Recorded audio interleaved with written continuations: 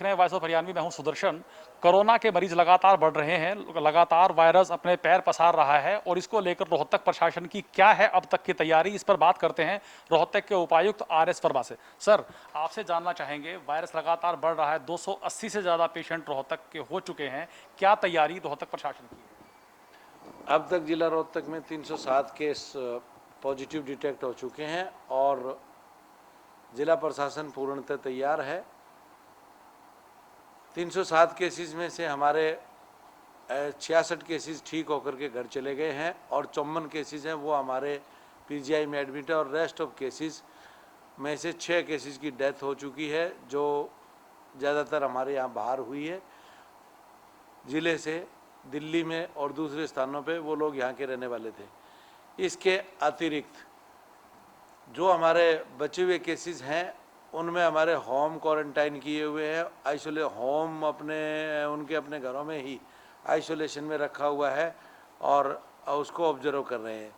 इन सभी परिस्थितियों के मद्देनज़र जिला रोहतक में हमने 11 कोविड केयर सेंटर बनाए हैं, जिनमें हमारा गौड़ ब्राह्मण आयुर्वेदिक कॉलेज, हमारा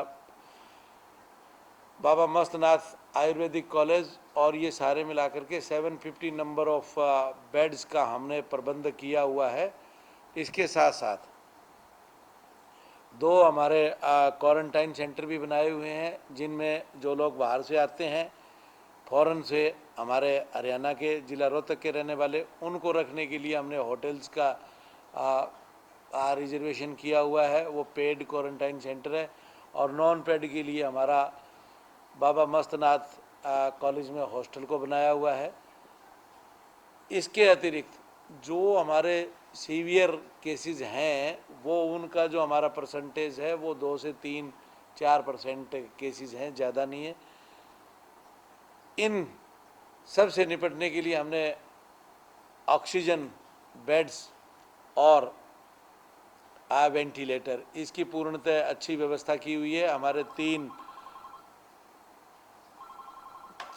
हमारे वेंटिलेटर है वो सिविल हॉस्पिटल में। इसके अतिरिक्त हमारे 150 से ज़्यादा वेंटिलेटर हमारे पास पीजीआई में अवेलेबल है। इसके अतिरिक्त जो बाहर प्राइवेट हॉस्पिटल्स हैं इनमें हमारे वेंटिलेटर रिजर्व किए हुए हैं और प्राइवेट हॉस्पिटल्स का हमने वेंटिलेटर भी रिजर्व किए हैं। इसके साथ साथ जितने बेड्स प्राइवेट हॉस्पिटल में हैं उनका 10% हमारे कोरोना से रिलेटेड जो केसेस होंगे उनके लिए रिजर्व किए हुए हैं। इसके साथ साथ अब तक 2000 मीट्रिक टन से अधिक राशन हमारे जो डिस्ट्रेस्ड और जो माइग्रेंट लेबर थी उनको डिस्ट्रीब्यूट किया जा चुका है।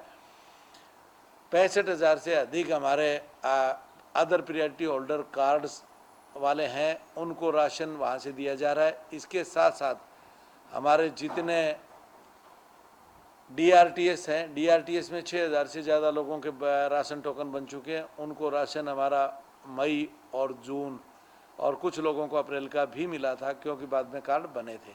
इसके साथ साथ हमारे 30,000 से अधिक लोगों के बीओसी एक्ट में 1,000 रुपये प्रति सप्ताह उनके खाते में जो जा रहे हैं उनमें 20,000 से अधिक लोगों के इस जिले के खातों में चला गया है।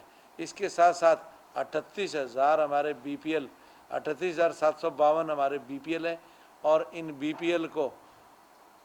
बीपीएल और लगभग हमारे 6200 पिंक कार्ड होल्डर हैं जो AAY स्कीम बोलते हैं उसमें है।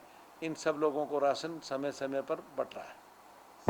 अभी आपने पेड सिस्टम की बात की, कुछ जगह पर जो व्यवस्था की गई है उसके बारे में जानना चाहेंगे कि वह क्या सिस्टम जो है बना है?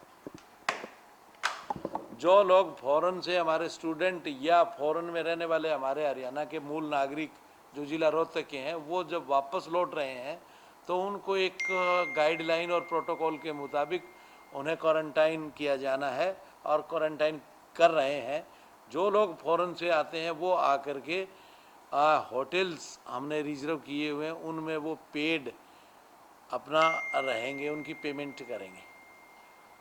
ऐसी सूचनाएं हैं कि क्योंकि दिल्ली में वायरस बहुत तेजी से बढ़ रहा है तो वहां से लोग यहां आकर किराए पर रह रहे हैं। मेयर की तरफ से बार बार अपील की गई कि ऐसे लोगों को सूचनाएं दी जाए, ऐसा कुछ सूचनाएं संज्ञान में आ रही हैं?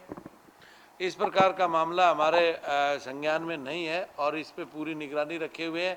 हमारे पुलिस को और हमारे सिविल अधिकारियों को दिशा निर्देश, हमारे जितने इंसिडेंट कमांडर्स हैं, हमारे ड्यूटी मजिस्ट्रेट्स हैं, they have been directed to keep a sharp vigil on the such cases who are being transferred from the Delhi और गुड़गांव और द अदर प्लेसेस, और यहाँ आकर के रहने की चेष्टा करते हैं तो उनकी पूरी निगरानी रखी जाए, उनका एक डाटा तैयार किया जाए।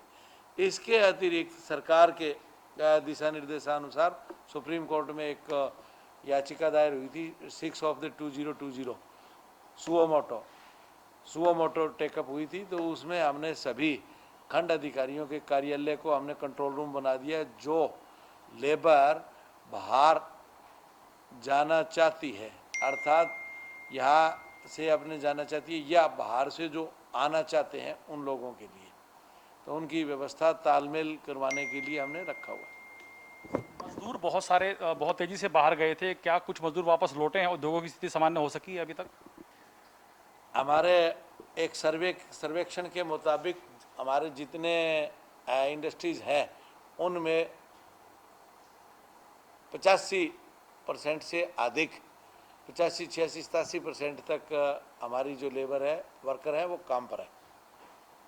सर, एक आखिरी सवाल यह है कि वायरस लगातार बढ़ रहा है और बाज़ारों की अगर बात करें, शहर की अगर बात करें तो सड़कों पर जाम है और बाज़ारों में भी बहुत ज़्यादा धक्का मुक्की की स्थिति है। सोशल डिस्टेंसिंग बिल्कुल जीरो स्तर पर देखने को मिल रहा है। ये एक सामान्य बात है और पिछले 80 दिनों के पीरियड में ये नहीं कह सकते हम कि लोगों को हमें मालूम नहीं है इसके परिणाम, सभी लोग जानते हैं। हमारी फिर भी जिला निवासियों से अपील है कि इस महामारी से बचने के लिए अपने आप को सोशल डिस्टेंसिंग बना करके समय समय पर हाथ धो करके और सैनिटाइज़र का प्रयोग करें, और जितने भी एस्टेब्लिशमेंट हैं उनके ऑनर का ये फ़र्ज़ बनता है कि वो उसको दिन में फ्रिक्वेंटली सैनिटाइज करवाए, और जहाँ भीड़ आ रही है तो उन भीड़ को बिना मास्क वालों को अपना अटेंड ना करें और उनको समझाएं और मास्क लगवाएं। इसके लिए हमारे इंसिडेंट कमांडर्स वो चालान के लिए भी कॉम्पिटेंट है और वो कर भी रहे हैं।